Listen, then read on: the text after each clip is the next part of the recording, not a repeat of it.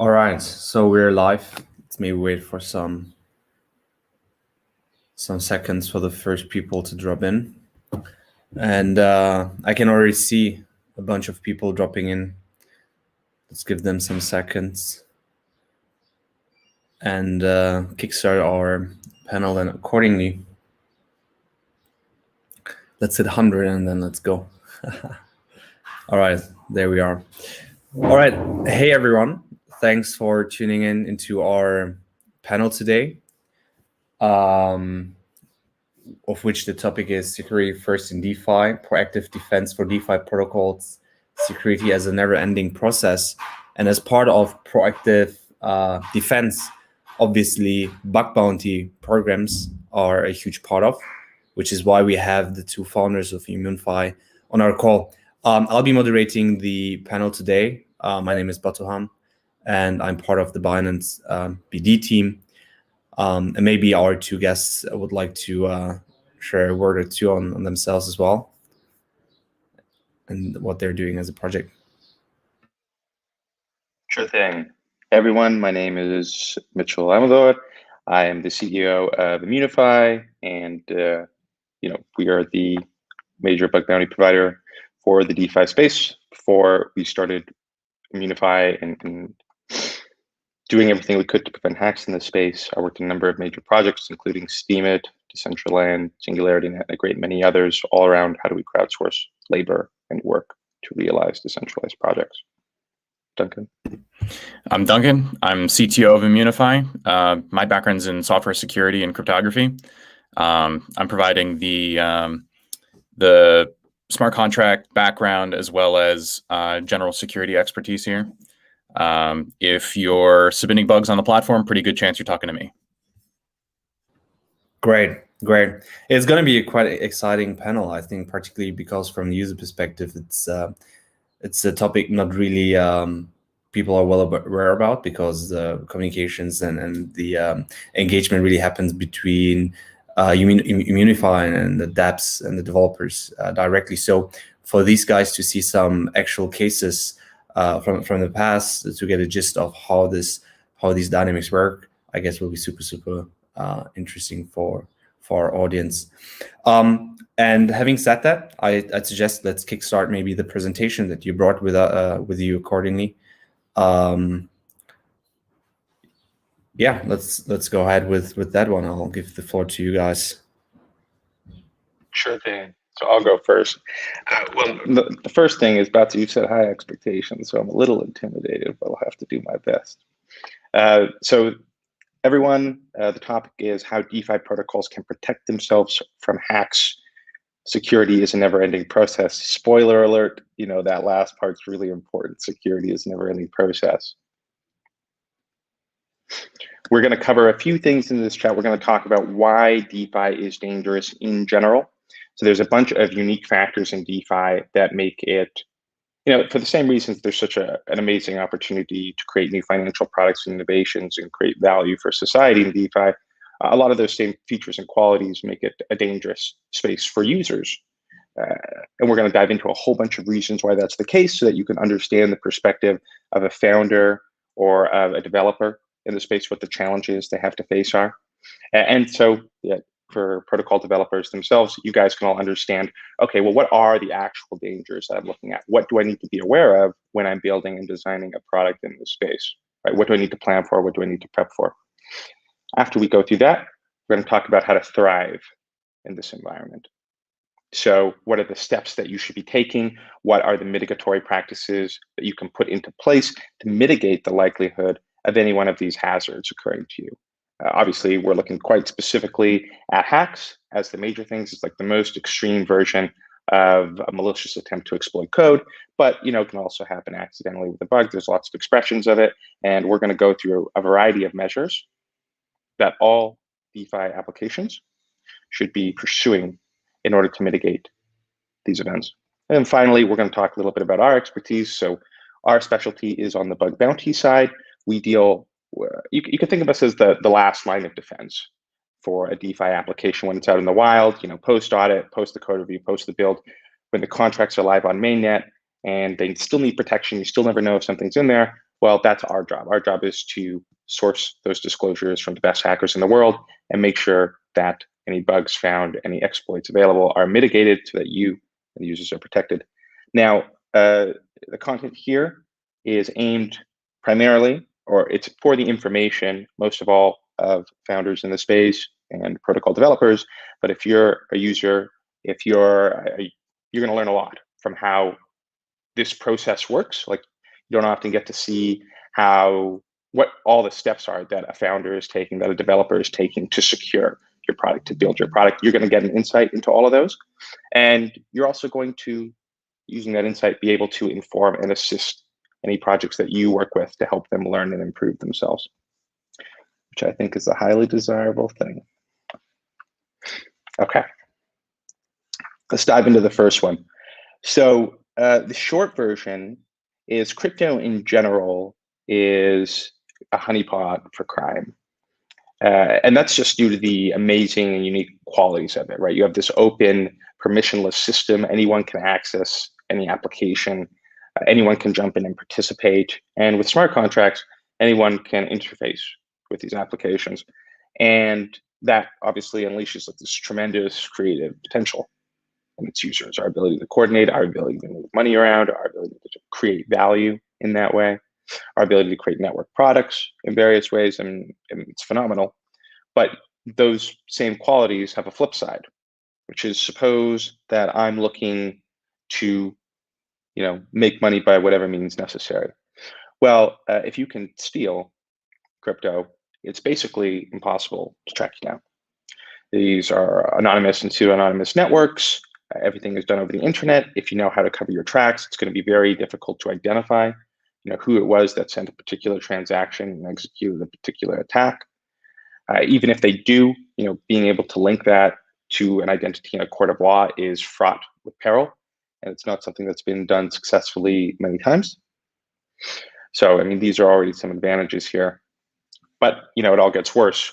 We had these problems originally with exchanges. So there have been billions of dollars in exchange hacks over the last few years, which primarily due to a combination of spear phishing attacks where someone, identifies a particular person and spoofs them in some way, or, manages to get them to click a link using very, very targeted personal information in order to get access to their systems, or the web penetration techniques. Now, what's happened in the last 2 years with the rise of DeFi is different from that. It's not that. So, we've had this explosion in DeFi applications and activity, and the massive increase in the assets locked in those contracts. And we're just beginning to discover that, defending these kinds of applications is completely different than defending, say, an exchange. For example, with a smart contract, everyone can see, right, how that contract executes its functions. Everyone can look through it, and anyone can interface and interact with it. So you have this new kind of vulnerability wherein, if there is a vulnerability in that contract, it is not just visible to you as the creator of the project, as the founder. It's visible to each and every user or observer who wants to take a look. And you combine that with, the world's, how do we describe, DeFi summer, the most dramatic increase, growth of an industry in the history of mankind, and it's magnificent. But, when you have $100 billion in TVL in these contracts, and a single flaw in these contracts can lead it to be stolen, and providing that you can steal those funds, you basically, or it's very, very difficult to catch you. You have now created, the kind of like the greatest setup for bank robberies in the history of man, right? Hundreds of millions to billions of dollars at risk. Small code vulnerabilities are kind of the way to get in, and anybody can see all the doors, all the gates, all the walls separating them and the prize. And year by year, this is getting more and more complicated. So, back when we only had ERC20 contracts, right, well, that was the main token asset, right? It was pretty difficult. Like that was pretty battle hardened. I mean, you'd still find vulnerabilities in smart contracts. Most notably, there was the reentrancy vulnerability that killed the DAO, and that one was being exploited in a bunch of different contracts. But DeFi has really changed that game. DeFi has introduced this feature of composability. And by that, we mean you're going to have contracts and pools of capital interacting with other pools of capital to extend their functionality. In practice, this is used to increase the amount of returns that you as a user are getting on these applications, and that's phenomenal. But every link going on in that system presents new interface complexity. And if there's a single break in one of those links, you can break the whole system, or you don't know what's possible. So this is creating all sorts of new attack vectors as well. So as we improve these DeFi applications, they become more complex, and the complexity begets more vulnerabilities. The classic example that probably most of you are familiar with is flash loans. Flash loans are a great product in many ways, and they help anyone take advantage of arbitrage opportunities in the market. But when that arbitrage opportunity, or I should say, you can effectively use that same technology in order to exploit minor bugs in contracts. And that's what it's been used to do, to the tune of hundreds of millions of dollars in thefts now. So just to sum that up, the scene in crypto in general, like crypto is the place for the perfect crime. It's an amazing and incredible place to create value and wealth. Because of that, it is also a great place to take that wealth from others. You have a huge attack surface. We mainly talked about DeFi smart contracts here, but you could certainly go beyond that. We don't need to. We only need to show here that, look, hundreds of millions were stolen last year. Hundreds of millions have already been stolen this year. We're very soon going to hit the billions in thefts per year. That's just the direction that these are going to go. And every single developer in the space needs to prepare for this eventuality and take it into account. So, taking it into account, what does that mean? Well, any good founder can tell you that it looks pretty hard, sounds pretty hard just when you hear those factors, but it's even worse than that in practice. So you can think of security in general. If you want to have a quick model, if you think about the security of a DeFi contract, you can think about it as layers of Swiss cheese, right? And in order for a vulnerability to be effective against you, it has to go through all of those different layers. And our goal here in securing these applications and securing DeFi contracts is to set up enough of these layers effectively such that nothing gets through, using enough different techniques. If that's what we call, this stack, these kind of layers of Swiss cheese and security, is what we call the DeFi security stack, a set of recurring practices that projects should be engaging in all the time to maximize their defensibility against vulnerabilities and exploitation.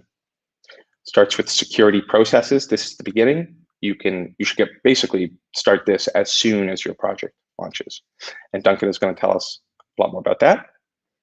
It goes down to audits, which a lot of you guys are familiar with already, but there's actually a lot of nuance in the discussion of audits, and it's important we dive into that because it's really not that simple, and it's important for developers to get it right.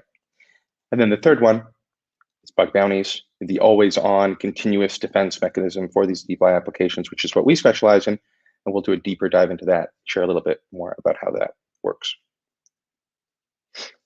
Duncan, do you want to take it from here? So the security process starts even before you consider an audit. This is, you need to consider the ways in which you'll be attacked, the ways in which you can defend against those attacks, and the assets you need to secure against those attacks.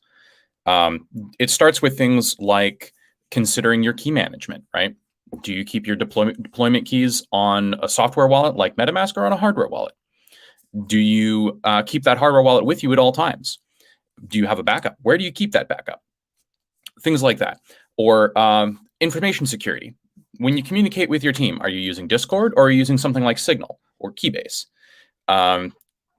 When somebody calls you up and says, hey, I lost my keys, I need you to give me some ether so that I can recover my stuff. How do you verify that that's not somebody phishing you? these are all real attacks that we've seen against our clients, and some have succeeded and some have hadn't. And then, you also have to secure your endpoint. You have to have good OPSEC. There was a big attack against Nexus where a key holder's signing machine was compromised to convince them to sign a bad transaction with their hardware wallet. You also need to consider physical security, right? The key holders on your team may become targets of organized crime. How do you protect them personally against meat space attacks, against $5 wrench attacks? And you also have to secure your development pipeline. How do you keep someone from pushing a bad commit into your Git repo? We've seen attacks where people get access to that Git repo and then push a bad commit that introduces a vulnerability that looks like it came from a team member. How do you verify that that is actually a bad commit and don't merge it? You need to be constantly thinking about all of these things while you're developing your application. And that starts from day one, not from when you submit your project for audit or when you submit your project to go on mainnet. And by having a playbook ready for what happens if a team member is kidnapped, what happens if they lose their computer, what happens if a team member goes rogue, how do we revoke access? Having all of those playbooks ready makes you all the more prepared and all the less likely to be attacked in the first place.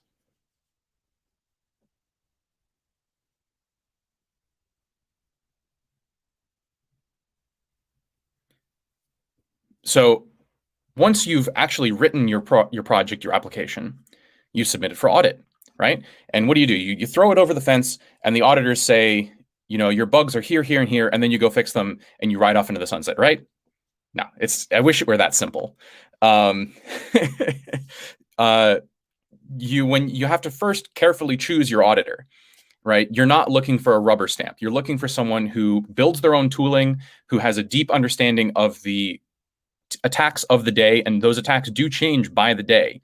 What is fresh and new this week may not be what's fresh and new in 3 weeks. And then you want to get that audit from not necessarily one auditor, 2, 3, maybe even more, depending on the complexity of your application and the rate at which your TVL grows. And you want those audits to be ongoing, right? As you add new features to your application, you need to get those new features audited, and you might need to get those features audited in the context of the rest of your application. Yeah, it's expensive, but this is your last chance to fix bugs before you push to mainnet. Now, you also want to have an internal auditing practice. There should be a practice internally where pushing to master or even pushing to a development branch is a no-loan zone. You have to have at least one other developer look over every single line, apply some in-house tools, take advantage of static analyzers. Those are programs that automatically scan for vulnerabilities. Take advantage of fuzzers. These are programs that throw random input at your application and try to break it. And you can take advantage of formal verification, which I'll talk a little bit more about later. That process should be internal. It should be ongoing. The more you can automate, the better. And that happens before you go to audit. Now, when you go to audit, right, you also have traditional auditors who basically do code review. And then you have other services like formal verification. A formal verification is the absolute best assurance you can have that your project doesn't have any bugs. They take a formal specification of your project and the implementation of the project, and they make sure the two match. And our partner at Certora is one of the leaders there, and they also provide a product that lets you do ongoing formal verification internally. It's expensive. It's very skill intensive, but that is the absolute best you can do as far as auditing. I'd love to dive in on some of these points, Duncan. So like in the beginning, you mentioned for external audits that there are attacks that people might not be familiar with that auditors should be looking for. Could you give an example of that so that the listeners better understand the challenges that auditors have these days? Because they often get a bad rap, when things go wrong. Well, one of the attacks of the day is not using slippage when interacting with a distributed exchange. So let me break that down. So, right, distributed exchange lets you swap one asset for another. Decentralized exchanges, right, they actually are smart contracts themselves. They operate on chain. And then slippage is whenever you go to trade, because of the nature of the blockchain, how it has a memory pool before transactions become final, the price might change in between when you create the transaction and when your order is actually executed. And that change is the slippage. And when you interact with a decentralized exchange, you have to set that slippage. If you don't set that slippage, it's possible to do what's called a sandwich attack, where somebody pumps the price of the asset very unfavorable to you, executes your trade, and then returns the asset to the original price. And in that way, they actually get most of the money that you are trying to swap, and you end up left with substantially less than you intended. And some protocols, when they interact with the decentralized exchange, aren't using a pricing oracle or setting slippage. This is the bug of the week, more or less. And so when you're looking for an auditor, you want to find out, okay, what have been the big vulnerabilities over the last month? Does this auditor look for that sort of thing when they're reviewing my code? All right, this is for the founders out there, something to keep in mind. Like our space is changing very quickly. Flash loan attacks weren't a thing a year ago. They were this novel thing that people hadn't really interacted with before. And now we've seen 100 different permutations of them to great effect. So when you're looking for an auditor, when you're looking for a partner like that, you want to prioritize someone who has this attacker's mindset, who's keeping up to date on all these different attack patterns, building their own tooling in-house. That's fine if they use automated tooling, but that should be the beginning of the workflow, not the end. And for all of our viewers here, auditors are not made equal, right? The ones who are pouring R&D efforts trying to figure out how they would attack protocols and building their own tech. Trail of Bits is a great example of building a huge amount of technology in-house. Another one is Zeppelin. They build a lot of different tooling. The more they do that, the more effective they're likely to be. But all of this work, with the auditing flow needs to begin in internal audits. You have to take your own code review process seriously. And if you don't do that, if you just punt it off to an external party to do, that's not an effective way of approaching this issue. You're just buying yourself future problems. You have to invest into security internally first.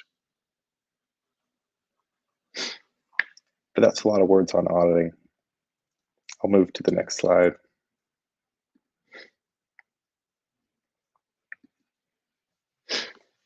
Okay, so the third part of DeFi security stack is bug bounties. For those of you who don't know, a bug bounty is a prize for bugs in code, software vulnerabilities. So, what's a good example of this in practice? I say, hey, I've got this, got a lending contract, right? I've got this lending application. I want people to put money in. I say, look, if anybody can find a bug here, I will give them $10. Okay, I put a bounty up for the bug, hence the term bug bounty. That's the simple concept. The way we apply it in DeFi is very specific, right? The stakes are so high with these contracts that our goal is to push up these rewards as high as possible so that we can incentivize continuous code review by an army of developers and hackers. This is the function that bug bounties serve. So after you've set up your processes, you've mitigated things how best you could, you've done your audits, you've had people check your code, you've pushed live, you're on mainnet. Now you don't know if a vulnerability is still there. A bug bounty is your tool of choice in order to surface those vulnerabilities to you. Your bet with the bug bounty is that by throwing, dozens, hundreds, thousands of eyeballs at the code, that no vulnerability, no bug is going to be able to survive the vision and the analysis of that many people. And that eventually one of them will disclose it to you so that you can fix it and avoid any catastrophic damage. Now it gets, that's the starting layer for surfacing vulnerabilities. In practice, and certainly what we found at Immunify, bug bounties in DeFi are quite atypical to bug bounties in other industries. For starters, the main thing that we are surfacing here in traditional web, when you're doing a bug bounty, yes, you might get interesting attack vectors or exploits, but a lot of it's like, okay, you've messed up this here, you've messed up that there, you should fix it like this. Relatively low impact. But in DeFi, when we're surfacing these vulnerabilities, they are often full-blown, high impact attacks. And often attacks we've never seen before, right? Interesting utilizations of flash loans, interesting utilizations of logic errors, exploiting very specific edge cases. We've seen that a whole bunch of times, right? Someone forgets a minor modification, or they do a copy paste in what they perceived as a relatively unimportant part of the code, and it turns out to be a full-blown attack vector for stealing millions or tens of millions of dollars. So unlike your previous set of steps, your internal code review, your audits, bug bounties are good at surfacing this long tail of vulnerabilities and attack patterns. Unlike auditors who might have 1-2 weeks to do a full review of your application, figure out how it works, and figure out how to attack it, a single hacker, a good white hat hacker, a security researcher can't afford to spend weeks patiently analyzing a single application, looking for all the different ways to break it. And quite often, they will. Quite often, they will. So this is the real value that you get from a bug bounty at the end of the day. You're getting these really unique attack patterns, and you're getting them on mainnet disclosed to you in advance. Very helpful, very, very helpful for a founder. There's a third benefit though, which is that if you run a bug bounty really well, it's a wonderful place to get community participation. Almost every project in the space needs more technical support, needs more security resources. And the bug bounty provides a very clear workflow, a very simple way to get these highly talented technical people involved. We can't tell you how many times bug bounties churn into recruiting. It's very common, or people get offered jobs or roles. It's quite typical. And in general, it increases engagement. So if you're thinking about that, just as there are these other residual pieces of value that it can provide that can be very useful in and of themselves. The final piece of the stack is automated monitoring, which is not really in scope for our discussion here. That's something that each protocol has to do custom depending on how it's built. But just like you have bug bounties on all the time, they're continuously incentivizing people to go and look through code, always getting people to see if they can find something. You should have monitoring up for your applications so that you can observe any funny activity before it happens. Okay. So let's talk a bit about what we do. So bug bounties are our specialty at Immunefi. We're going to dive in and give you some clear examples of the quality of vulnerability that you can get from them, and why you should take that very, very, very seriously as someone who runs a protocol, or as a user of a protocol. Like you should be looking for the applications you use to have full security processes. And while you may not be able to see or evaluate, what their internal security process is, that's not your business, it's not your concern. You should be able to see if they have a bug bounty program, because that's a public-facing workflow. It's a public-facing thing they should be doing. And before that, I'm going to dive into the two ways that people run bug bounties today.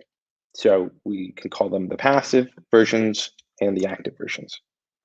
The passive version is the one that's most common to crypto, generally, certainly most common to DeFi, wherein a project basically throws up, a bug bounty that specifies what kinds of vulnerabilities they might be looking for, what their rewards may be, and how someone should go out and disclose it. Excuse me. And then they put it somewhere in their documentation. Maybe it's on their website, maybe not. Usually you have to go look through the docs to find it. And then the approach of the project is to pray. They pray really, really hard that maybe someone will come and look at it and maybe disclose it for whatever amount of money they've decided they could put up. And this is an absolutely acceptable and good way to run a bug bounty compared to doing nothing. We definitely encourage it. Even that 1% chance that a hacker could decide to disclose a vulnerability to you is worth it. I mean, the cost to missing a serious vulnerability in DeFi are so high that you should do anything, even if that is only a 1% success rate, right? You should be doing that in order to surface those vulnerabilities before they can be exploited. What we recommend though is like that's a good first step. We recommend you do what is called an active bug bounty program. So an active bug bounty program, instead of doing a little bit of work for a few hours on the weekend and throwing something up, we recommend that you put actual time, energy, and resources into your bug bounty program. Number one means intentionally driving the right kind of traffic. You want to drive developer, security researcher, hacker traffic to your program. You want to incentivize people to look through your code. Now, this is the first marker of an active program. That requires some investment of resources, but it makes a huge difference in terms of the amount of eyes you're able to actually get on your code. Number two, you're very deliberate about what you're targeting in your program. So for example, a bug bounty program, you can think of it as an offer to purchase a good to spec, right? You're saying, I would like to buy such and such kind of vulnerability in my code. It can only come from my code. It has to have an impact of this, and it has to be or not be one of this type of vulnerability. The more specific you can be with that, the more precise that you can be with that, the more likely you are to get what you want, right?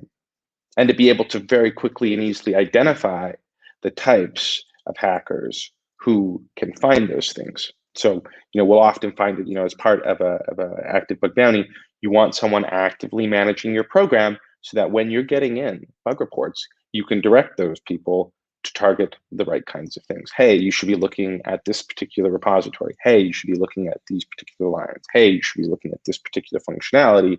This is where we think the problems would likely be. Right? And that's a big difference from your average passive bug bounty program, which doesn't have anyone operating it full time, which doesn't get a lot of attention. Finally, the third thing is you want to celebrate the successes in the active bug bounty program. You want to be engaging your community with that on a regular basis because you want to keep these people retained and active with what you're doing. If you have a hacker who is finding one vulnerability, two vulnerability, three vulnerabilities in your application, he's actually building up domain expertise in your contracts. This is exactly what you want. He's only going to get better at finding different kinds of attacks on your infrastructure. It gets easier and easier for him to think about how he would attack your code base as he learns about that code base. This guy should be your best friend. You really should. You want to be helpful with him. And it's a very easy way to do that. You simply activate the community channels. You give thanks, you give attention, you pay out good rewards in proportion to the actual impact of the bug bounty, and you interact with him, you be friendly. All of those steps, they require investment of attention and resources and energy, hence the active versus the passive. An active program is not a set it and forget it. That if you can do this active version, the likelihood that you can drive these kinds of rare and novel critical vulnerabilities and get good disclosures on them shoots up dramatically. We're going to go through a whole bunch of examples shortly where we go into some of these attack patterns. And again, they're all sourced by this kind of active bug bounty. At Immunify, we understand that this whole active approach, it takes a lot of energy. It takes a lot of work. Very few projects have the bandwidth for it. We get that. We do it for you. So our goal is, any project you see at Immunify, we're going through that function. We have people who are managing the process. We're pulling in developer traffic, and we are helping navigate the assessment of the disclosures and the payouts of the disclosures. So it's no worries if you feel like that's a lot, that doing bug bounties would be hard. We are here to help specifically for that issue. And I think now is a good time to get into some case studies. All right, we're going to do this as a lightning round because I know we're getting a bit far into this talk, but we're going to present 3 case studies of attacks here. I'm going to show you the smart contract that's vulnerable, or a modified version so that it fits on a slide. We're going to give you a second to think about what the vulnerability might be, and then we're going to discuss what the vulnerability is and what developer practices they could have adopted before even writing the contract to prevent that vulnerability from ever having been written in the first place. So let's dive right into it. Now, so this example, I'm going to admit, is very unfair because it requires a bit of context that you're going to be lacking because I haven't given you the rest of the contract. I'm going to give you maybe 30 seconds to think about this, and then we'll move right into showing you what the vulnerability is. Actually, while you're thinking about it, let me explain what this does. So ArmorFi is a DeFi reinsurance marketplace. And this is part of their claim manager. When there's been a verified vulnerability event, the person who has purchased coverage can call redeem claim to withdraw their coverage or to withdraw the payment for their loss.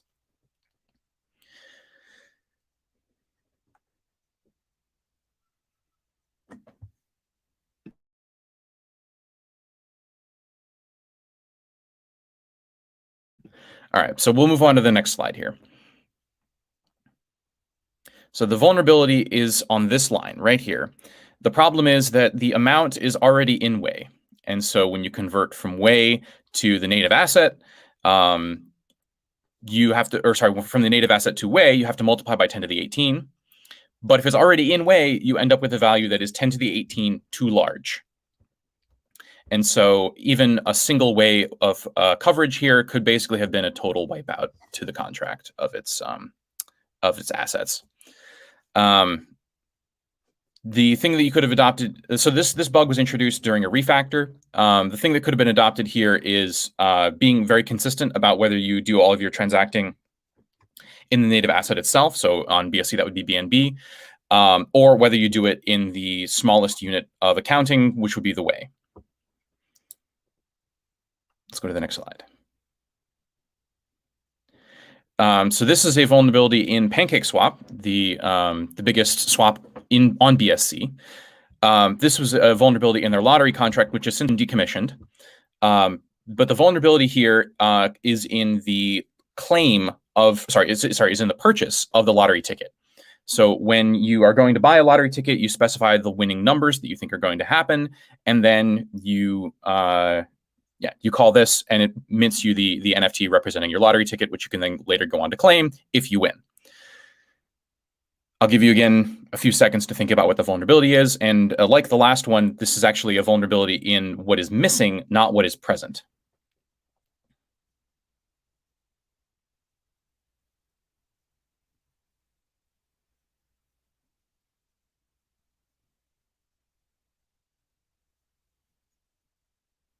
All right, so we'll go to the next slide. So what's missing here is that the lottery proceeds in phases. There's a pre-lottery phase, then there's a buying phase, a drawing phase. And the problem is that if you don't separate the buying phase from the drawing phase, it's possible to front run the drawing transaction. And in doing so, buy a guaranteed winning lottery ticket. And so this require statement that's missing, the require not drawing phase, means that you can call this function while the transaction to draw the winning lottery ticket is in the mempool. And so you can know what the winning lottery number is before it's drawn and win every single time. Next slide, please. So this is a vulnerability in Fei protocol, which is a algorithmic stablecoin. There should be code on this slide. We'll go to the next slide. So the issue here is actually in what? This is the wrong code. Well, we'll just skip this. The issue was in the issue there was in the interaction with the decentralized exchange. Rather than querying the amount of asset actually held by the swap pair, it was querying the reserves in the swap pair, which is a pretty fine distinction, right? You would expect that the amount in the swap pair and the reserves of the swap pair are basically the same. But the problem is that you can manipulate that during a flash loan, and you can have them deviate significantly. And in this case, it breaks the incentives built into the algorithmic stablecoin, because the incentives were always pegged to the reserves of the pair and not to its actual balance. And so by querying the reserves right here, they were getting a number that was wrong enough that the incentives, the algorithm of the algorithmic stablecoin, could be manipulated to cause a mint.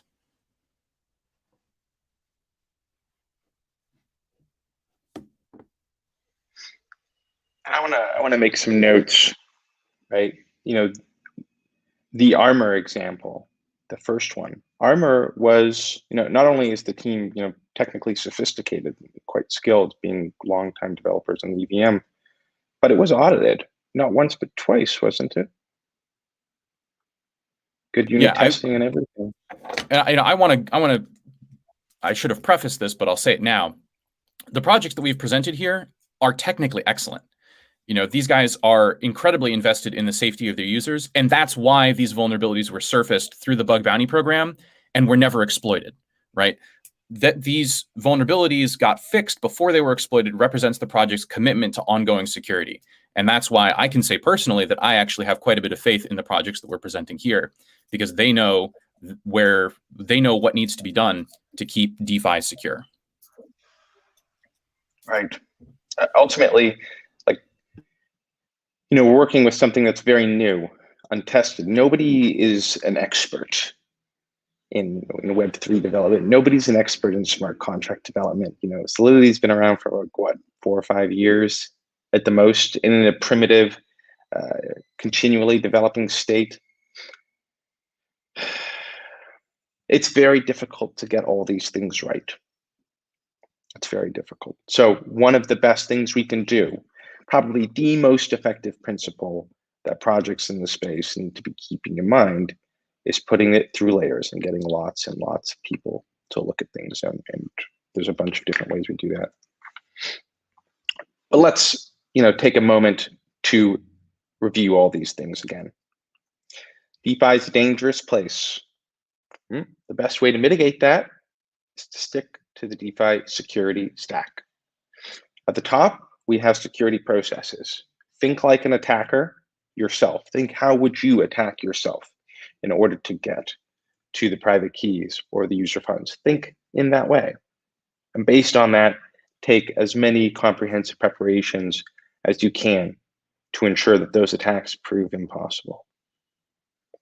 Audits. This is your first layer of defense for the code proper. Get smart. Review every piece of code that you're going to be pushing to mainnet. Start with internal reviews. Be thorough about that. Do proper testing. Use the tools out there. There are a whole bunch of great security tools out there. They're available for you to use for free. You just have to learn to use them. Go and use them. I'm thinking Manticore. I'm thinking, what's another good example? Echidna. Manticore, Echidna, Slither. Those are all the tools from Trail of Bits. Sartora produces a great formal verification tool. Dadob produces a whole chain analysis tool that you can make use of. DApp Tools recently produced a cool fuzzer and symbolic executor. There's a ton of great tools out there for you to use, and you should use them, and you should integrate them into your development pipeline as a continuous integration step. This is not something that's just the icing on the cake. Security is a whole process. Right. And look, those tools are largely available for free. So, the only thing you have to decide is that you're willing and able to go and learn them, jump into the community. People will help you learn them and get to the next stage.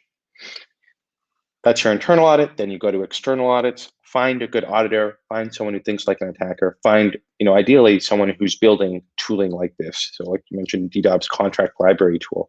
It's a great example that shows an auditor that thinks like an attacker. Right? That's exactly what you're looking for. Those are the people you want to review your code. You don't want a rubber stamp. You want someone who will really try and break what you have. Right? And then the third layer of the audits, of course, is formal verification. Can you check for every possible attack vector, at least as is known to your existing set of rules? And that's not a standard right now in the BSC community, but I'm very sure it's going to take hold and it's going to help a lot of people in the process, as it does. Finally, we have bug bounties, right? Bug bounties is your always on, use it all the time, never turn it off layer of smart contract security. Ideally, you're running an active bug bounty in order to deliberately drive that hacker traffic, and always make sure that, day and night, no matter what's going 24/7, there are good, talented developer eyes reviewing your code, looking for vulnerabilities, right? And when they find those, be happy to pay them out, because they're doing their job for you. And one thing I want to mention here about bug bounties in DeFi. When you post a really large bug bounty, and we recommend to our clients that they post a bug bounty that is equal to 10% of their TVL, you change the calculus for a black hat hacker. That bug bounty becomes large enough that black hat hackers start to think, I could just get that money clean, free and clear. I don't have to launder it. I don't have to, hide my name. I can even report it on my taxes if I want to buy a house. So when you offer that really large bug bounty, you're actually making yourself unappetizing to black hats. You're turning the black hats white. And yes, losing 10% of your TVL would be bad, but it's way better than losing all of it. Right. The way we describe this is saying, X percentage, 10% of funds at risk, right? So you can always attenuate it to the specifics of the circumstance. But, this was never possible before. So it's a rather unique innovation, and one we've already seen proven effective. We have seen this arrangement work for both gray hats and black hat hackers. Yeah, we can say with confidence that we know that some of the hackers who are going to be looking at your code, if you post a large bug bounty through Immunify, they're going to be black hats turned white. They're going to be, the best criminal minds put to use for good.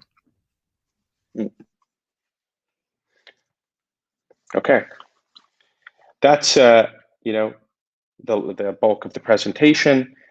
Quick comments on if you want to get involved. Of course, follow us on Twitter. If you're a hacker, a developer, check out immunify.com. We've got the world's biggest bug bounties, and we will fight to get you paid. All you have to do is find the vulnerabilities. We will take care of the rest, right? If you're a protocol developer, reach out to us. We're happy to set you up, show you both how to navigate the security processes question, if you're curious about how to face those challenges, and of course, work on the bug bounty side. We can take that entirely off your hands and run it for you. Just let us know if you'd like our help with that. If you're a user, please encourage projects to watch this presentation and to take security seriously. This is the most important part of DeFi at this time. This is causing a tremendous amount of suffering for people. And you don't need to make that many changes to maximize your chances of being protected against hacks. So please, spread the word, talk to the other projects that you like, talk to the developers that you like, and ask them to learn, ask them to adopt, launch their bug bounty, get their audits, review their security practices, whatever it takes, keep the users secure. Great. Yeah, that's been a fascinating presentation. Thanks for the effort, guys. And also super interesting, because oftentimes when you think about security in the DeFi space, you think about audits. It's all about audits, and when things go wrong, you check whether there's been audits done previously, and then you question, etc., etc. But a key piece that is sort of not present enough maybe in the narrative, in the discussion and conversation are bug bounties indeed. And as you said, it's basically an ongoing auditing attempt at mainnet on live environment that is being outsourced to the community. So you basically onboard a huge workforce of bright people by incentivizing them accordingly.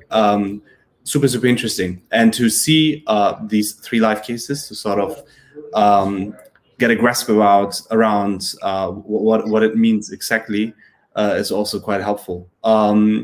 So yeah, very big thanks for the presentation. And then maybe I'll have 3 questions here actually that I'll also like to shoot at you accordingly. Afterwards, if there are some questions from the community, we can take those as well. So I'd be curious, what do you guys think is the best place to start for protocol looking to better secure itself. And I think you touched base on that a bit, but be curious to hear your more in-depth thoughts. Sure. So I'll take that one. Look, security knowledge in this space is spread out. If you're a protocol developer, the first thing that you should do is you should talk to another friend, a founder that you know who's been around, who's had to face these difficulties, and say, hey, what do you wish you had known at the very start? Right? Ask for advice from someone that you trust. Lacking that, okay, well, you're going to have to go and find someone you trust. So talk to your auditors. Hey, what kind of security processes do you recommend? How do you think I should prepare about this? Right? Any other friends that you may know, or colleagues or acquaintances, people will know. A lot of our customers come to us. They see that we have the expertise. We are professionally paranoid. And so they say, hey, what do you think we should be preparing for? And we walk them through the list. This. If you're not sure about what to do about this, or you're not sure if you know someone who can help you and guide you through the process, projects are welcome to reach out to us, and we'll help the best we can about how to take care of themselves operationally. And if we can't solve your problem, we probably know someone who can, and we'll connect you. Great. Another question I have, and again, if the audience has any questions, feel free to drop into the chat, and we'll take those as well as they flock in.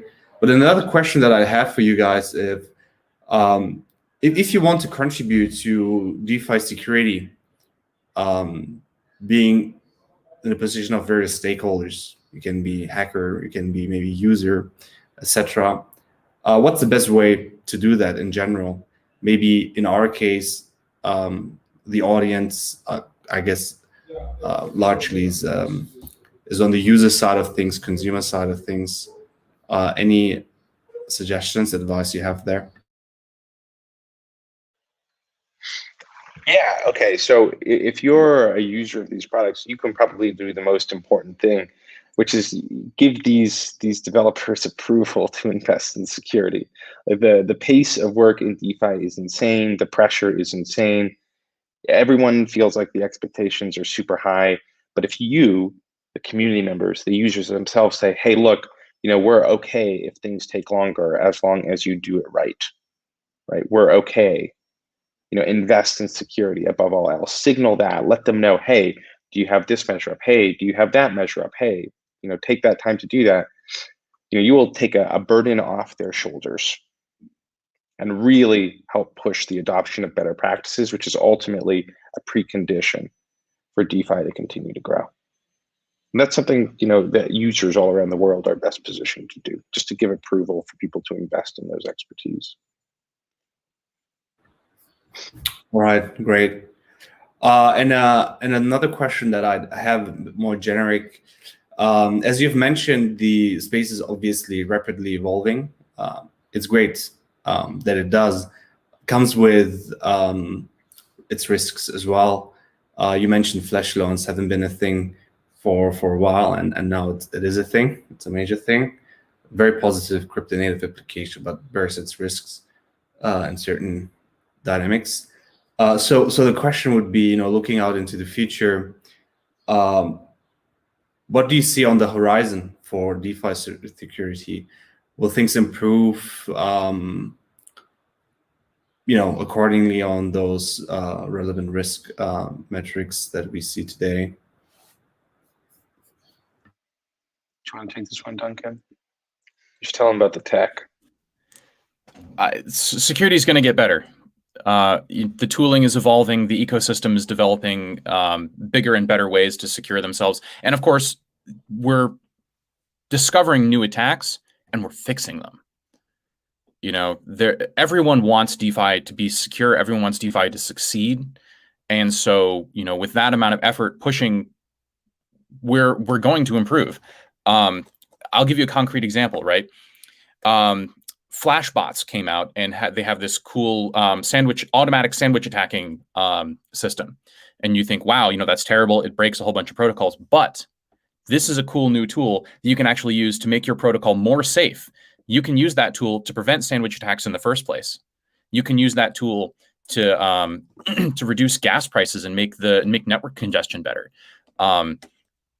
there's a tool is a tool, and as the ecosystem continues to evolve, we're going to find out ways to use those tools for good.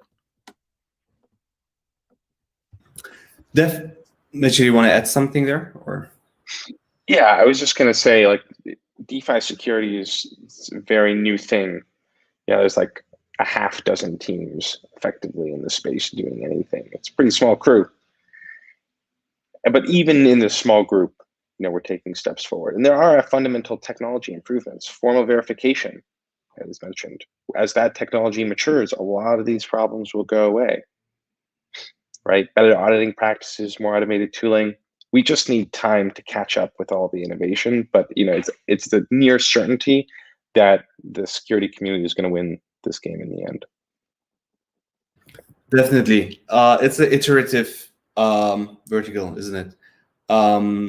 So yeah, that makes sense, and it's also great to see that there are a lot of terrific minds in the space that are helping on pushing the envelope on the security side of things. There's also actual capital being deployed in a smart manner accordingly. For instance, the Paradigm guys, I really do like them in the sense that they think quite deep into how the space is structured and where you see some inefficiencies and weaknesses, and allocate, for instance, capital accordingly, get together teams working on these problems, which are long-term, short-term maybe, let's see, but long-term very beneficial, quite important, right? You mentioned Flashbots, which is a team that's also got funded and supported there accordingly. So that's definitely positive to see that there are actually people indeed committing via time, via intellect, via capital to this very, very critical piece of the space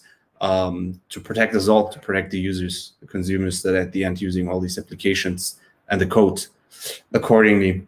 Well, guys, we're about to hit the hour mark. So I guess at this stage, if there are no community questions, which at this point I don't find any, we can wrap up the presentation accordingly. So Duncan, Mitchell, thanks for making the time, taking an hour of your super busy schedule, which I actually know is very, very busy, to educate our users on the bug bounty side of things, generally the security stack in DeFi, but with a deep dive into bug bounties, which you guys specialize in.